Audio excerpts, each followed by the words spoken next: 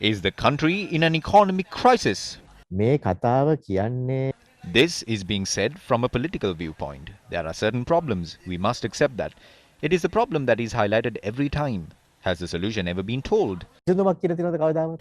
Can a grace period be obtained after having discussions with the IMF? කණ්ඩායමක් ඉන්නවා. ඒ කණ්ඩායමේ එකම There is a certain faction who try their very best to take the country before the IMF. They are aware of what will happen then. They went through that experience as well. After going to the IMF, they had to face many economic influences. They say these things with the idea that it might happen to us as well. We have other options.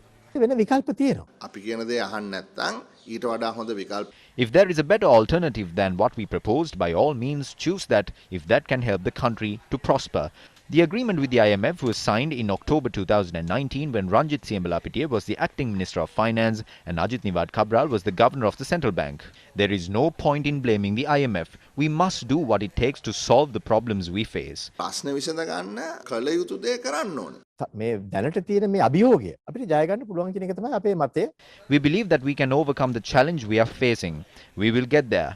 I am of the stance that the health sector must do what they do. However, we must allow the tourism sector to bloom. Singapore has said that they will make COVID-19 into a common cold. The US is also on the same path. It is understandable that the country cannot go forward while being placed under lockdown. We must get there. අපි යන්නට අවශ්‍යයි. මේ ආර්ථිකය ශක්තිමත් කරන්න Just because Singapore did so, it is not suitable to open the economy with the motive of development. Despite COVID-19, 40% of the population in Singapore have been given both the doses. Not even 5% of the population in Sri Lanka have been given both the doses of the vaccine. We must be able to administer the vaccine among the public more efficiently. Maybe then we might be able to open the nation much like Singapore.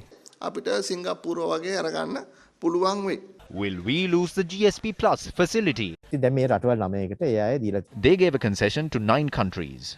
This facility is not given to every nation. There are many conditions that are applied with GSP Plus concession. They are not economical conditions. The conditions include how a nation should behave, the policies they should follow, and human rights affairs.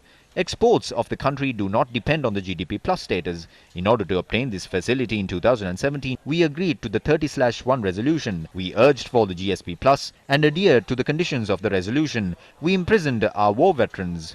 LTT cadres were released. We must not let these foreign influences interfere in our sovereignty.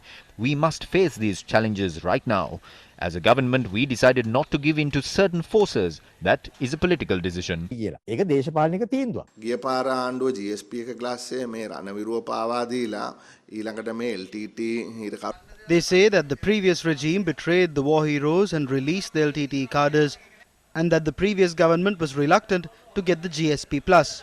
As of now, the EU teams are here in Sri Lanka and they have met Minister Dinesh Gunawardena.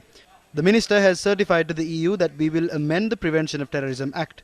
He had told the EU that a team comprising of Ministers of Defence, Police, Justice, Foreign Affairs and the Attorney General have been appointed to evaluate as to how the PTA should be amended. We also saw that 16 LTTE prisoners were released on the Poson-Poya Day.